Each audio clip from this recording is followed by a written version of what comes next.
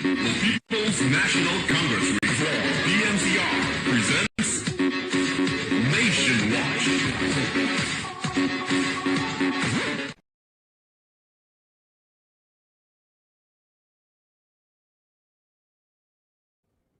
Hello and welcome to another edition of Nation Watch.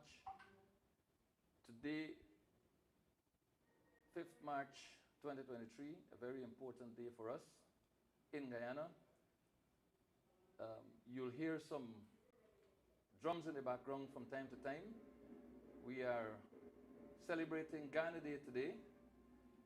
Tomorrow marks the 66th anniversary of Ghana as an independent nation.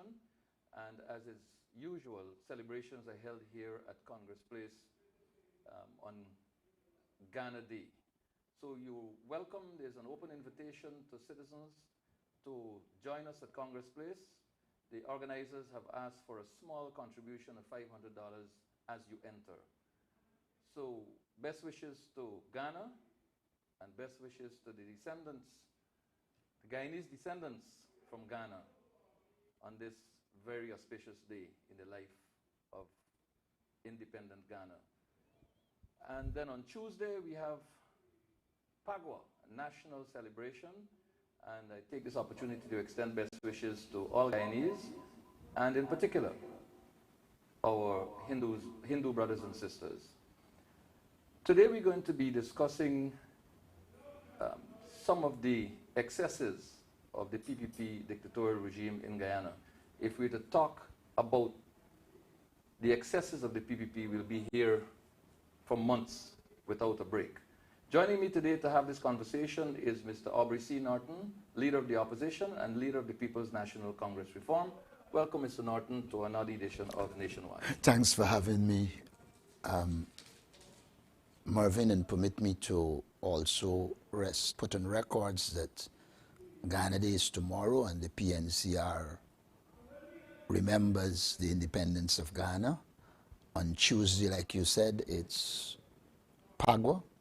And we want to say to the Hindu community and to all Guyanese, celebrate Pagwa in the true meaning of the festival. Thank you very much, Mr. Norton, for those opening remarks. It is the view of many Guyanese that the citizens of this country who are perceived not to be supporters of the People's Progressive Party regime are under attack. We recall the incidents of the demolition of homes in Linden. We recall the forced removal of persons at Independence Boulevard. We recall the agony of the people of View in Mocha, lost livestock, other assets, and their homes were destroyed in the plain view of the public, in the plain view of the world. We recall the vendors at New Market Street who were attacked. Forcible attempts were made to remove them, and then the People's Progressive Party's agents on the police guard came back by night and removed them. People of this country are of the firm view that these are deliberate attacks against citizens who are perceived not to be supporters of the People's Progressive Party.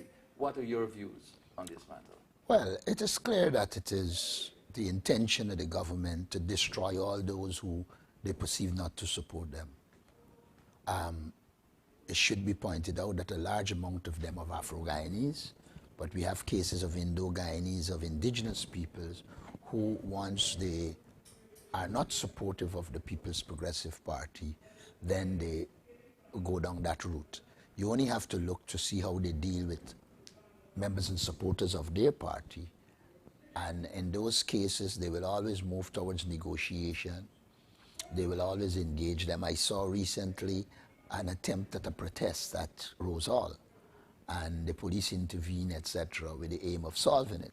When it comes to those that are not supportive of the PPP, whenever you hear about the police, it is brute force and ignorance, as you can see from the situation that you outlined, and the more recent being that in Letem. And so it is obvious to us that the regime doesn't believe in democracy, and that they're doing everything to ensure they destroy all those who they perceive not to be supportive of their position. There's there's an attack of a different nature which is happening at the same time. In the National Assembly of the Parliament of Guyana, new rules emerge progressively, with the Speaker causing to be included among a list of unparliamentary words, words that can only be used to describe this regime. Corruption is ruled out. And this government, as they style themselves, are steeped in corruption. All of these new words that are emerging are this is clearly an indication where the Speaker is acting on directives from the leaders of this regime to gag opposition members of Parliament. And it goes even deeper to, for example, in Region 4, where the REO, in the plain view of the public, it's on video, physically wrestled the microphone away from the elected leader of the region, the Regional Democratic Council's chairman. That has resulted in police reports being made, but you yourself made police reports in the Namstel about the assault on a citizen who was believed to be part of your entourage by an agent of the PPP, and nothing has come of that yet, and several months have passed. Now in Region 10, today I believe is the Mashramani celebrations in Region 10, and the REO, Mr. Dwight John, has made it clear that he has no money to fund today's activities because he utilized all of the money in bringing people to the Georgetown Mashramani celebrations. Whereas the vote with respect to MASH celebrations in Region 10, the vote is specific to Region 10 activities. So this is another means by which the People's Progressive Party clearly is attacking the citizens of this country who they consider not to be their supporters. How do you address this particular? Well, first of all, one has to recognize that the government has a strategy. Its strategy is to violate the law. Its strategy is to undermine democracy. The law is clear. The REO is the clerk of the council and a servant of the council. What the government does through the minister is, in violation of law, gives the REO them instructions that are not in keeping with the law. The REOs now find themselves in a position where the law says one thing, but they're being instructed to do something else, and they tend to go with that. Then the government has as a backup the use of the Guyana police force. Like in the case of Linden, let's not meet yet there. The regional authorities in Linden sat with the police and agreed where the Mash Trump route will go and where it will end. On the instruction of the minister, they proceeded to change that while it was advertised and everybody knew they was going. So you're also seeing an element of political disruption, because obviously they knew if they wanted to think they had more than a week, more than 2 weeks, they could have said it, but they wait until yesterday, or I think day before yesterday, to say the route must change. And they're saying it must change from Bayrock because there is construction there. But the PPP government had activities at Bayrock while there is construction. So you know clearly it's political. They are not believers in the law, and they're using the REOs to undermine the elected council. The behavior of Gadraj is a manifestation of this culture that the PPP is encouraging.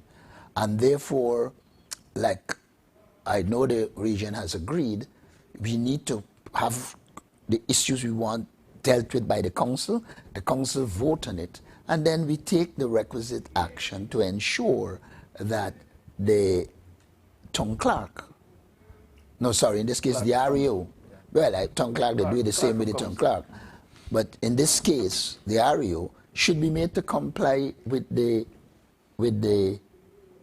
decisions of the council. Any other thing is illegal.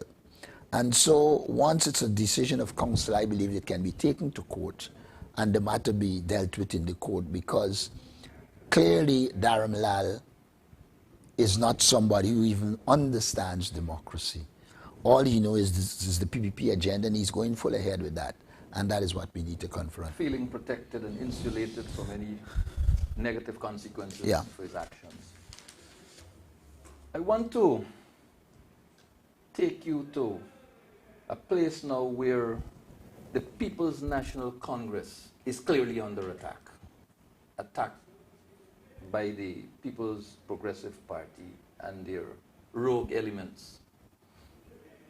Recently, and we have some photographs and some bit of video footage which we pull up as we have this discussion. Recently, attempts were made to take possession of the party office at Lethem. Those attempts failed. And then, a week or so later, agents of the PPP came at midnight or after midnight. Like thieves, broke in to the party's office, took off the roof, removed all doors, windows, ceilings, literally destroyed that place. The intention, it seems, is bigger than just possession of a building. This that you're seeing here, sir, is a very short video of what was left behind. The photographs of the founder leader, reports I received were that people literally put the founder leader's picture on the floor and stood on it. The contractor, somebody whose name I don't now recall, the contractor stood on the image of the founder leader, Mr. Burnham, and had a good laugh over it.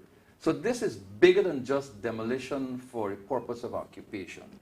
Your opening thoughts on this particular matter? Again, it's political. It's disrespectful. Now, let me give a background as far as I know. Since I am leader of the party, they wrote us saying that the property was theirs. We had our lawyer respond, establishing that we have been in possession of this building since the 70s, and it's our building, our property. Now, this government was in power 23 years before, and they never sought to take that building. But suddenly, they emerge and want to take the building. I know they are concerned about the political work we are doing in Region 9. I think it's an attempt to remove any signs of the APNU, AFC, PNC in Region 9. And so that probably explained why they were fighting to paint it in white quickly. So it's a clear attack. Secondly, like I've seen Man's MP Walton and others identify, if you need possession of this building, you have to go to court. It's a legal matter. And so we've responded saying to them it's ours. If they are believers in the law, then they will file action in the court and we will respond and the matter will be dealt with as a legal issue. But they do not want a legal issue because they know they will lose in a legal issue once the law prevails. So what they're doing, you must see this in a wider context. The Jack Dio and the PPP are seeking to increase the tensions in this society with the hope that there's going to be ethnic confrontation and that as they lose some support from their own base, they are hoping that that will galvanize the Indo-Guyanese community towards them. You know, one of the realities... The indigenous Guyanese community? The indigenous, the Indo-Guyanese community, all of them. In this case, is the indigenous community.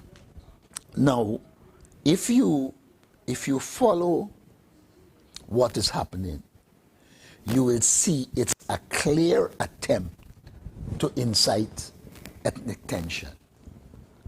And therefore, when we look at something like this, we have to look at it in the context of what the government sets out to do. And Jack Deo and the PPP set out to destroy the PNC. That is what they set out to do. Now, I noted that he said that if the PNC wants land, they should apply for land. In that very statement, he's bringing out the political vindictiveness of the PPP. Because if you want a health center, you have land. You have land. Yeah. So it is not an issue of land, because Jacques Theo, in speaking, he's so powerful in his mind that he talks things that contradict what he's saying.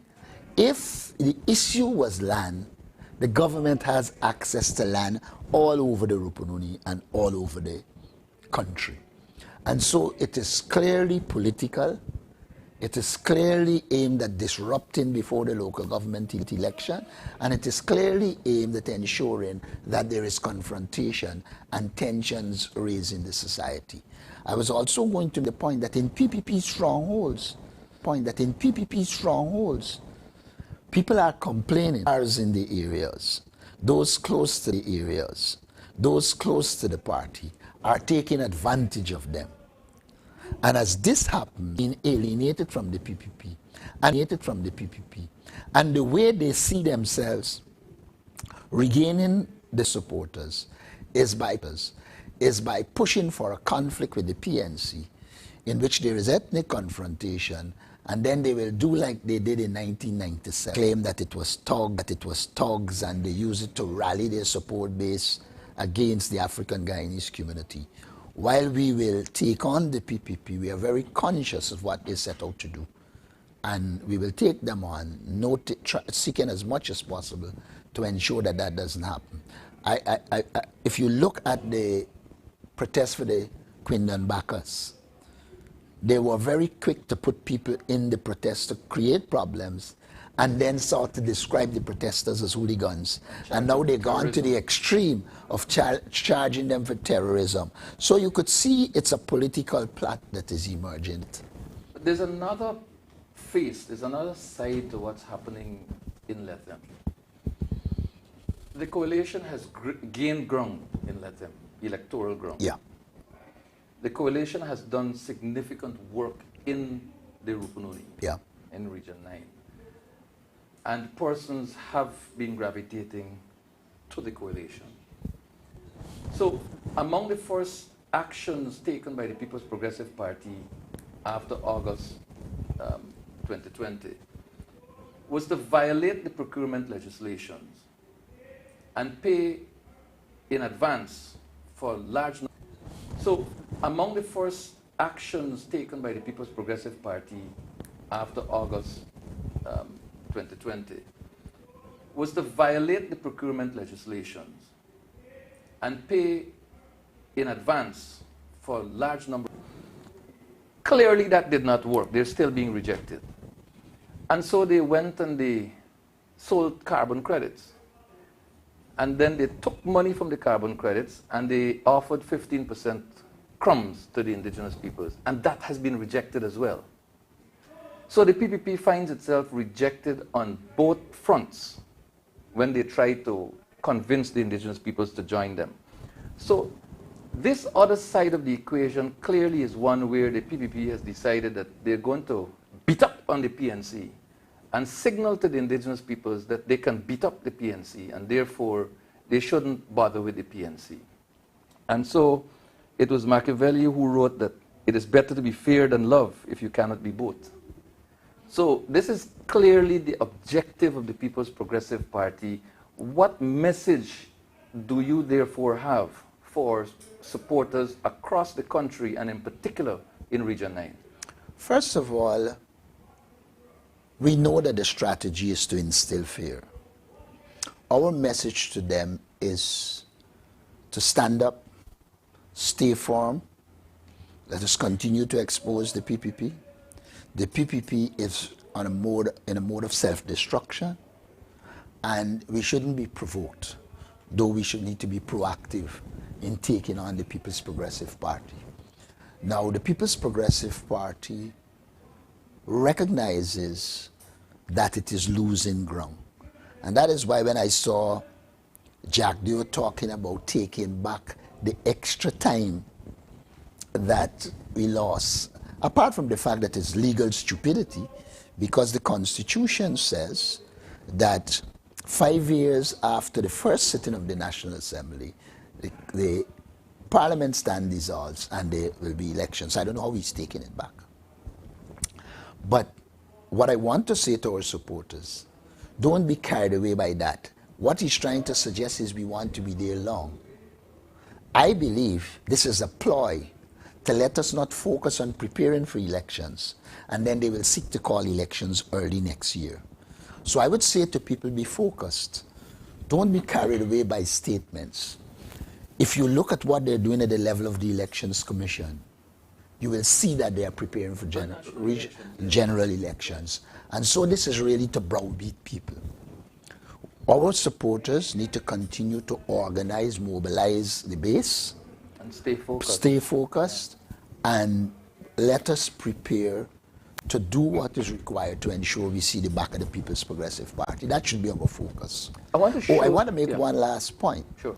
If you saw the picture of the persons in the office in the Rupununi, you will see a lot of indigenous people. Of course. Which suggests that they haven't been successful in instilling fear in all. Yeah. They might have in some. Yeah. It is just like the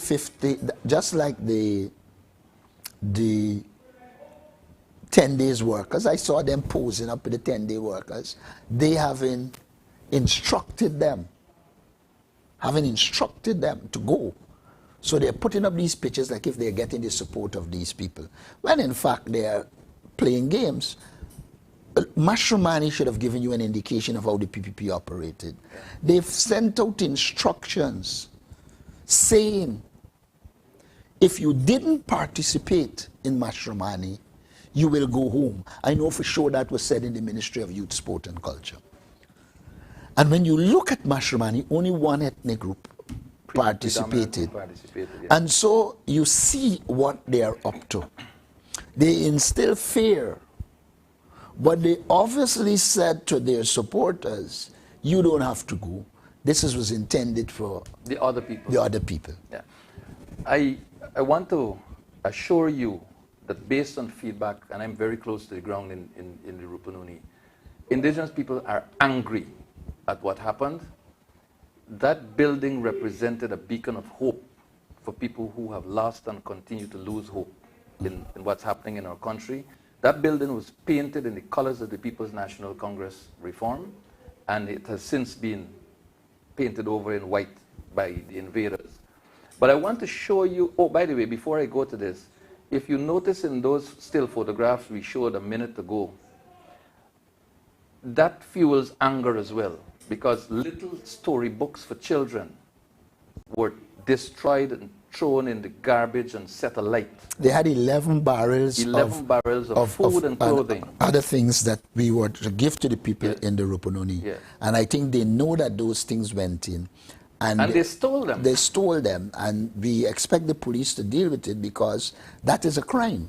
But it's difficult to expect the police to deal with it when the man who led the invasion on behalf of the police is the man who was taking the report from Carl Singh, the REO for the PPP. Yeah. But I want to know... And it's also important to note that the very Carl Singh was accused of shooting... Well, I want to come to that. Okay. I want to come to that, but I want to leave that back for just a little bit more. I want to show you a building on the Essequibo coast. This building houses the People's Progressive Party office. It sits in the middle of a government compound. A government compound. That entire compound at least used to be owned by the government of Guyana and housed a lot of government buildings and offices and residences as well. I know the building. And the PPP has taken this plot of land and they've put up this structure while they were in government. I believe this structure may have gone up sometime in 2010 or somewhere around then. But the PPP has not said how and by what means they have given themselves title to this building, to the land on which this building is. Let me tell you. 1 second. And in addition to that, at Leonora, on the west coast of Demerara, that government compound that houses the NIS, the hospital, the GTT, the police station and police houses, commander's home and all that, There's a plot of land that was given to Julius Faber in that compound. Julius Faber, while he was chairman of the region, the RDC. How and by what means did the PPP arrive at a place where a private citizen can own land in a government compound? And how can they, as a political organization, do the same on the Essequibo? Like I said, the PPP has no respect for law. They have no interest in democracy. They are all about control and domination. Now, the PPP seem to believe that we are not entitled to property. I noticed today they are carrying that we got a lease for the agricultural lands. Yeah. Like any institution, like any Guyanese, and the same way they took Red House, we are entitled to have land. Yeah. The PPP seems to have this approach that PNC and their supporters must not access land. Remember years ago they said who controls the land controls the country. Yeah. And so they seem to want to take away all the lands. We have a situation where a businessman got land on Mandela Avenue. When they came to power, they threatened that businessman and took away lands, and now we see PPP persons put up business on those lands. So they clearly have a policy of seeking to destroy people who do not support them. We are entitled to land, and that agreement with Agricola and the City Council is a legal agreement, just like any legal agreement the People's Progressive Party have. And they have no moral right to speak because they give away land across this country to whoever they want. So I want it to be made very clear. All the lands that we acquire legally and we have been in possession in over the years, we will defend them. They are ours. Yeah, and the big criticism is that the Agricola lands were leased at a rate of $20,000 per year for 99 years, and they have arrogated to themselves a lease for Red House at $12,000 a year for 99 years. So, yeah, so where's the argument? They in fact, we are paying more than them. Of course we But are. you see, they have this view that they can do what they like and that anybody else shouldn't. And that is the arrogance of Jack Deo and the PPP. And another dimension to this Lethem issue. Carl Singh's father worked in the PNC office at Lethem. Yeah, I know that. Carl Singh's father was a part of the PNC political machinery. Carl Singh as a child might have been around there too. Yeah, and so obviously there's some kind of hate that drives him to do what he's doing. And is it hate or the fact that the PPP got to protect him from his illegalities? Well, hate drives him, and he is evidently motivated by the fact that he was protected, having shot an indigenous woman. Correct.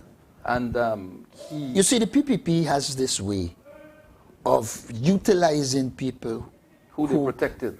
No, not only who they were protected, who there is a matter in the court or there's an illegality, so that they can use it as swords of Damocles.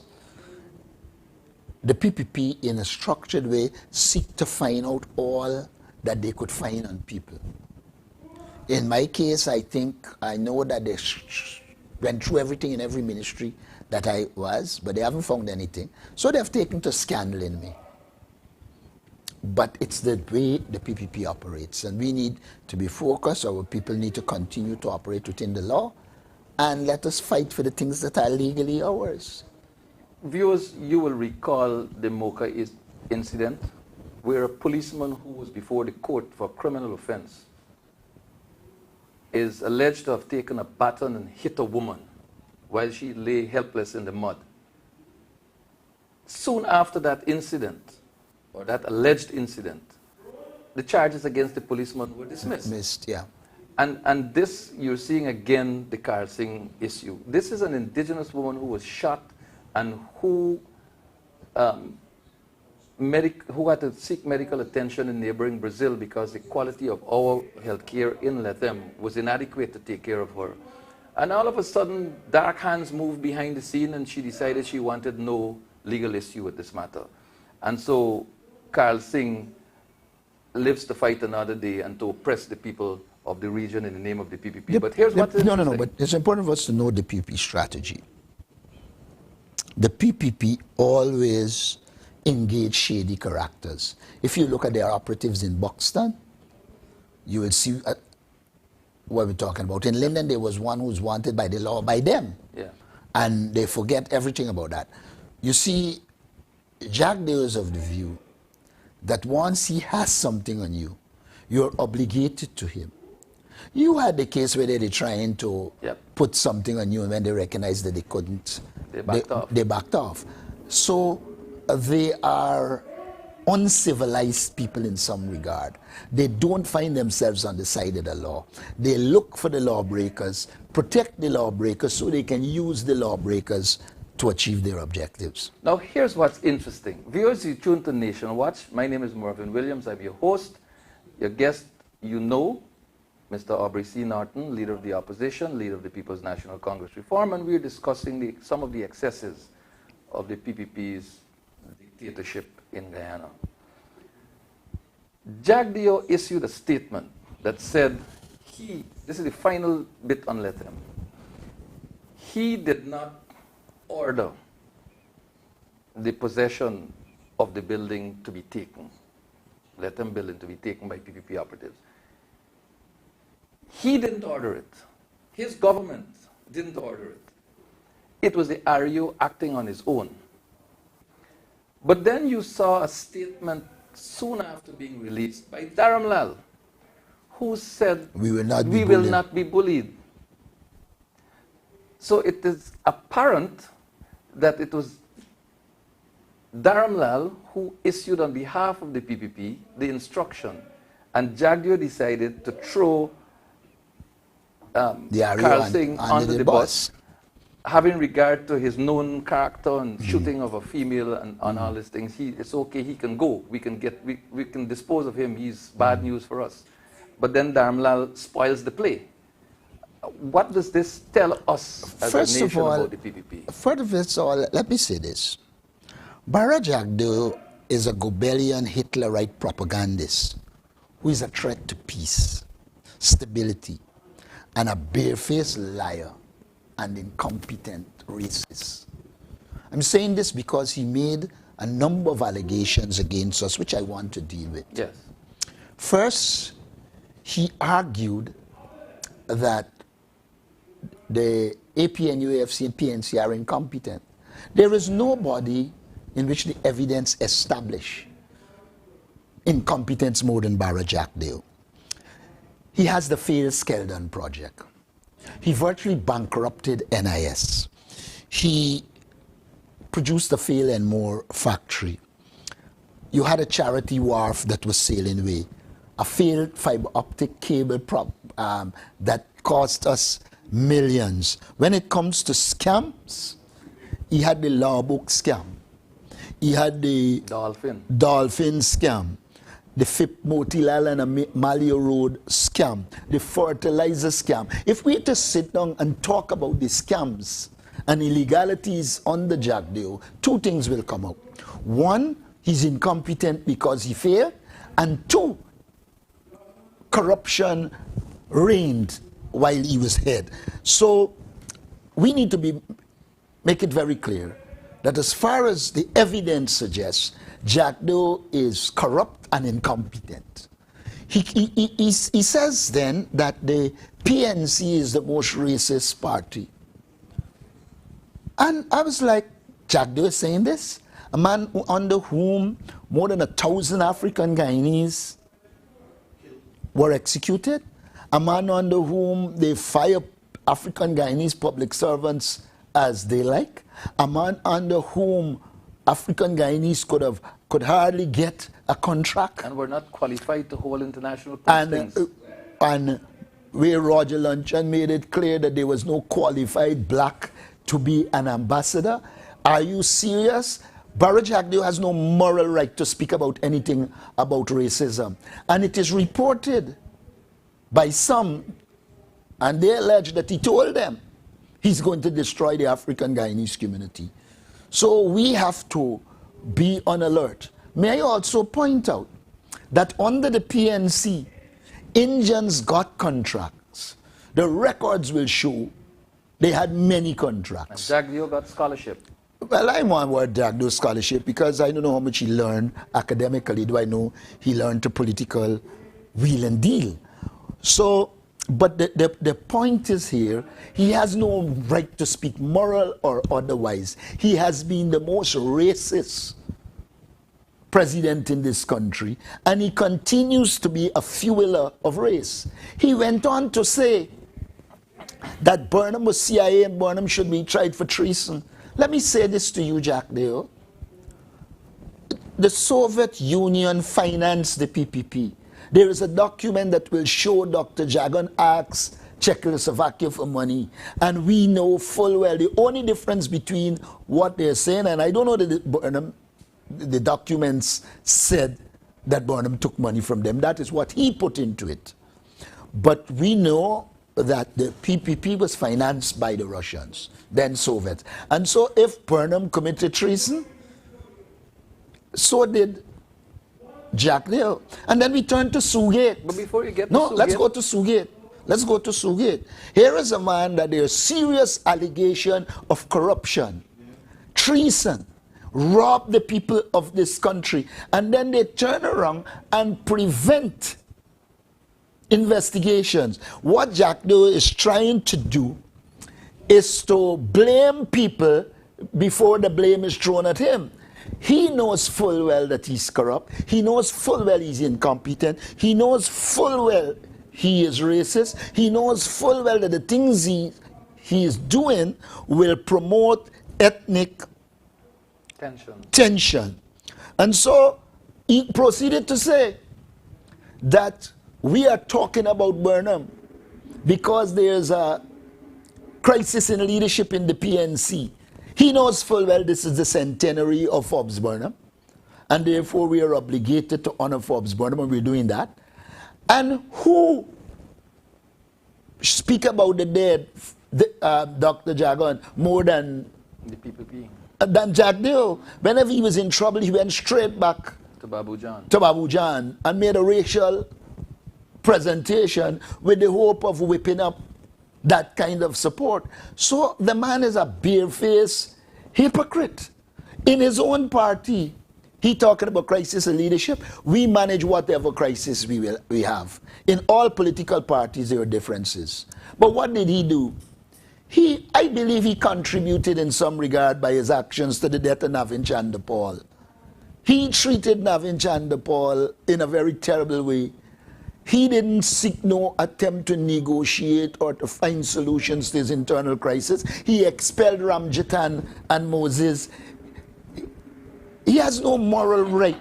He has no right to speak. Jagdeo is an incompetent dictator who resorts to whatever power he has to achieve his objectives. He should mind his own business or shut up, because he comes into the PNC business to detract. If he was a leader that wanted to manage leaders, he would not have transformed Irfan Ali into a puppet. Why isn't Irfan Ali doing the press conferences? Why he has to do them? I mean, this man is the vice president, but he speaks more on the critical issues than the president and the prime minister put together. And the prime minister, and then talking about others. Barrett Jagdeo, I say this to him again, as he speaks about corruption, I invite him again to take the assets he got and put it against his legitimate earnings. And if they can stand the test of time, I will do whatever it is. This man, who come to Georgetown probably on a bicycle, has amassed the wealth of the people of Guyana and come talking nonsense about corruption and management of leadership. He's not a leader, he's a dictator. Navin Chandapal had secured the most votes in a PPP Congress and ought to have been appointed General Secretary. Between Jagdeo and Ramutar, They caused him to stand down while Ramutar held that position and contested the election as presidential candidate. In the last, you know, this man talks about democracy. We had more than 1,000 people elect our leadership. 35 of them elected Appointed. Irfan Ali, while he had 19 fraud charges. And they virtually forced the others out. Why you think like Ramson playing up? He has hopes. And he knows that he has to get the God of the PPP to approve it for him to achieve his objective. I think the earlier Irfan Ali recognizes that he needs to stand up and govern Guyana, is the better. Now, the PPP is clearly taking Guyana down a road in the hope of realizing violent conflict. This is very, very clear. They are doing everything to anger one section of Guyana's population. And in fact, that section of Guyana's population is angry. And that section of the population has a component that says, we need to take this thing down a different path. The leadership of the PNC and the coalition under your hand has been tempering, has been sort of cooling the heads of persons who are so disposed. How do you feel about the emotions that are at boiling point? And can you and can the political organization you lead continue to contain our people for very much longer? I don't know what you mean by contain. I think we have to give our people leadership to protest the PPP, which we will do, but we have to be very careful and do it in a way that we don't allow them the opportunity to it to become an ethnic conflict, and the Indo-Guyanese and the Afro-Guyanese are at it. Essentially, the people in this country hope to live in peace. It is the PPP elite and cabal that is running down that road. My guidance to our people is to, we have been mobilizing on the ground, we'll continue to mobilize, and there will be an action to bring some senses to the PPP. There are some among us who believe that the only option you have is street protests. Street protests is one option with a lot of dangers. Let us go back to 1997. In 1997, I was General Secretary and in charge of what happened. I've seen street protests in 2000 and between 1997 and 2006, way up to 2010. And what in essence happens, the PPP use that against the PNC, they use it against the coalition, and it allows them to rally their people. We have got to have some alternative approaches that allows us to achieve our objectives while not giving them the opportunity to do what they do. I was overseas when the Quindon Bacchus protest was coming down, and I called one of the persons there. I said, be very, very careful. At some point, the PPP is going to infiltrate it. My understanding was they have a man paid at Buxton, and that man put some people in it. And when they meet one report, they did some of the things that they did. We have got to give leadership to our people. Let's go back to the confrontation at Letem office. I had given clear instruction to them that, look, you will oppose it, you will stay there and protest, but don't get in a physical confrontation with the police. Because what they were planning to do was to get in a physical confrontation, and then they would have dealt with it as a law and order issue. Yes. And so I guided our people. Now, when they recognize that they are not being able to antagonize us and get that physical thing, they wait until the dark. And mind you, this thing about dark is the PPP approach. I remember when the 3 Londoners got killed, I had advised that once dark set, clear. Because the PPP likes to execute people under the cover of dark. And that is what happened in Linden. The PPP came, we had learned that they were coming, they came in the dark to move the vendors from New Market Street. So I wasn't surprised that they came in the dark to do what, when they did with Mocha, they went with Mocha in the dark. The PPP is a wicked political party. It is a party that has to operate under the cover of dark. And in strategizing, we have got to take care and understand that they are a dark party that operates under the cover of darkness. On the night of that incident, on the night when they came and destroyed that building, I predicted in a Facebook post that bright and early next morning, senior police personnel and government officials will land in Lethem. Robeson Ben, Minister of Home Affairs, accompanied by Clifton Hicking, who is the acting Commissioner of Police, landed there. What do you suppose the intention of that visit was? Well, let us go this way. The fact that they flew in meant the government knew. Precisely. So all the Jack they were talking about the government and the people ain't got anything to do with it, mean the government knew.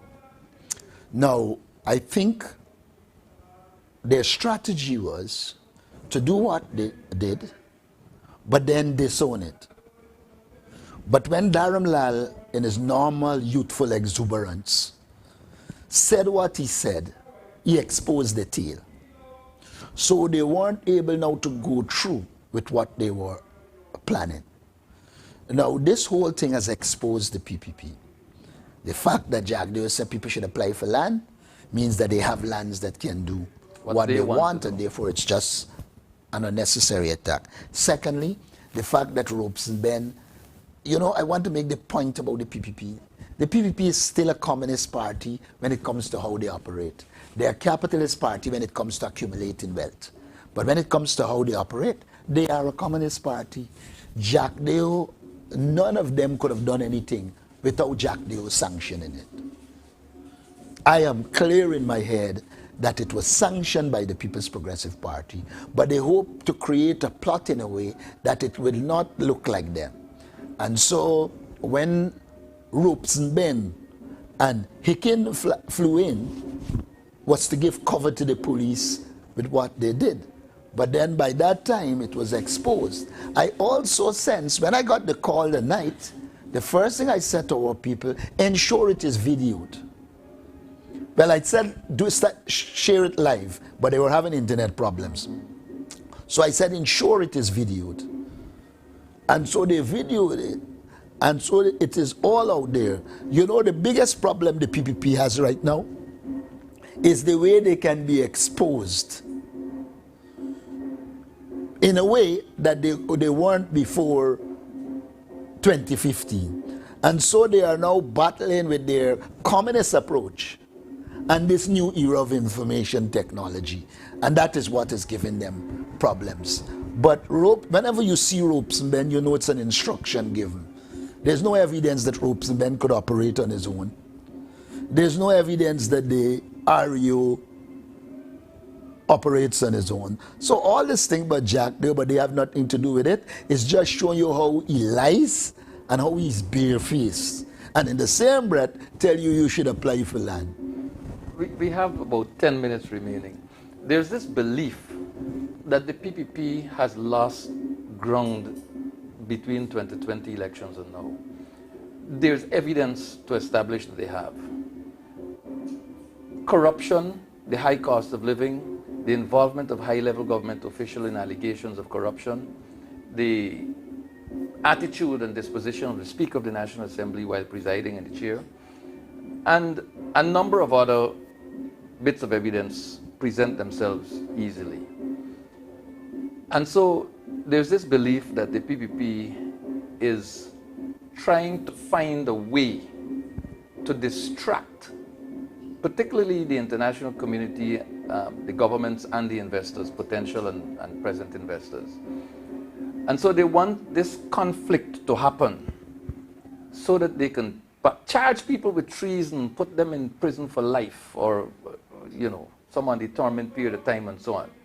And so they can signal to the potential investor and the heavy investor, current investors, Look, this PNC party is not good for investment. It damages and destroys the investment climate, and therefore, regardless of what the PPP does, you need to prop us up and shore us up and keep us in government at the expense of these other people.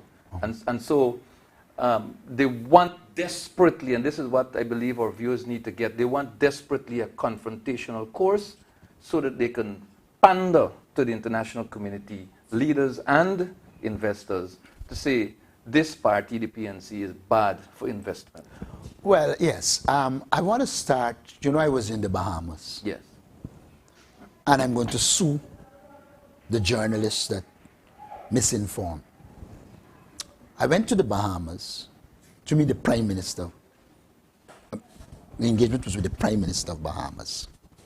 As I spoke to the journalists, I was speaking to me as leader of the opposition and leader of the PNC, informing the Prime Minister of what is happening in Guyana.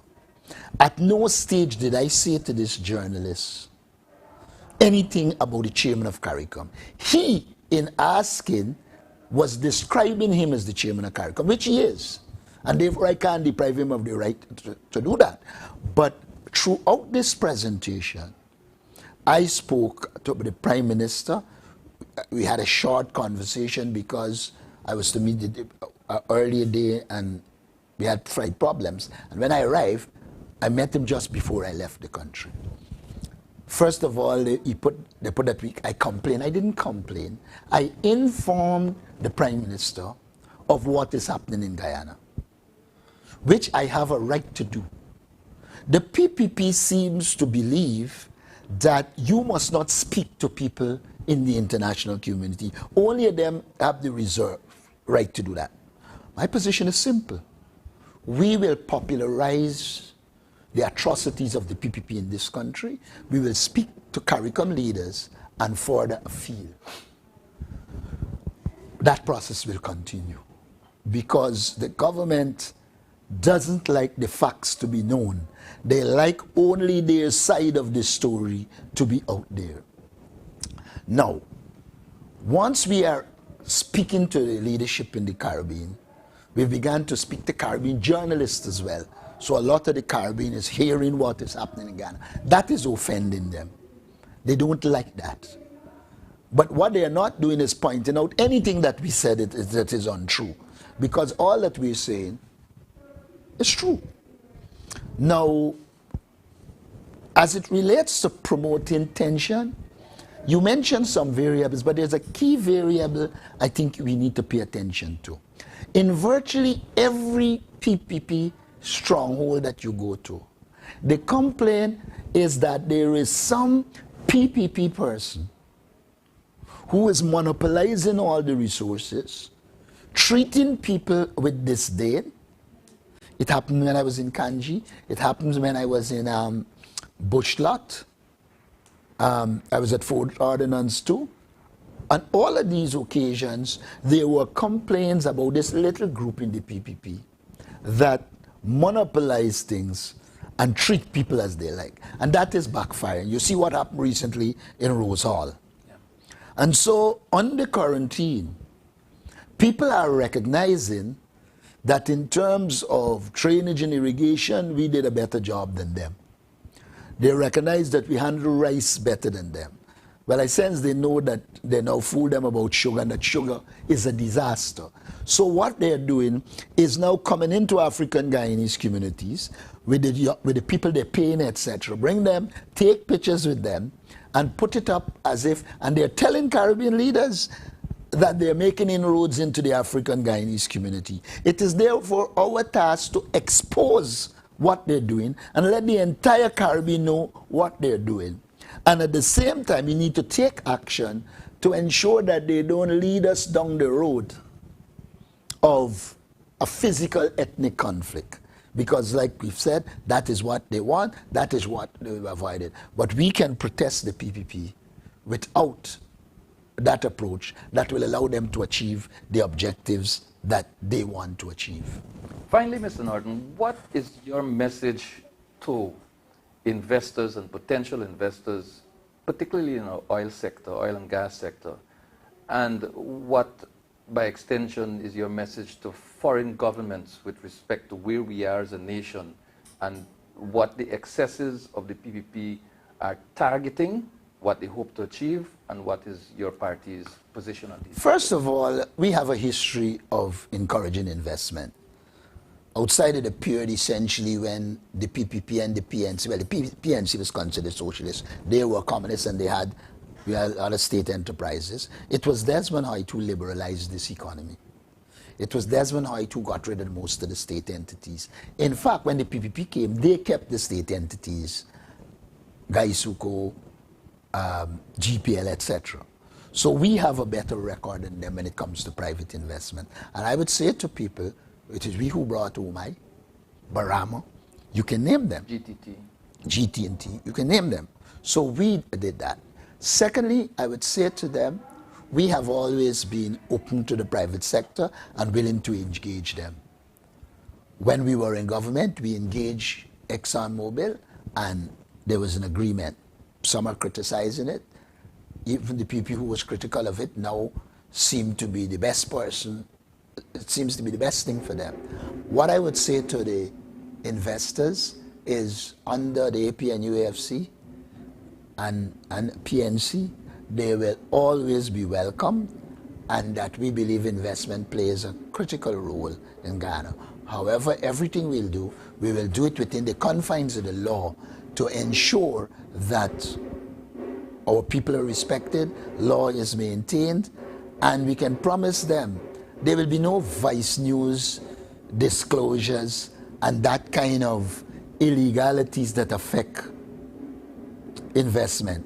In fact, I would say to the governments that to the extent you could have had an expose like happened with Vice News and Sue, and nothing was done by the Ghana Police Force, says that the rule of law is being undermined and they should worry about the PPP because they are eroding democracy, they are eroding the rule of law, and they are not focused on the development of Guyana, they are focused on themselves. And I would say to them, we as a political party will be people-centered, we will focus on our people and utilize the resources of oil and gas to ensure our people benefit and we improve the quality of their life, widen the middle class, and improve people's life generally. And that is what I think any government should be doing, but the PPP cannot do that. Prosperity for all. Correct. Under a future government led by the coalition and the People's National Congress Reform. Ladies and gentlemen, I want to thank you very much for joining and staying with us. Mr. Norton, I'd like to thank you very much for having me with your presence.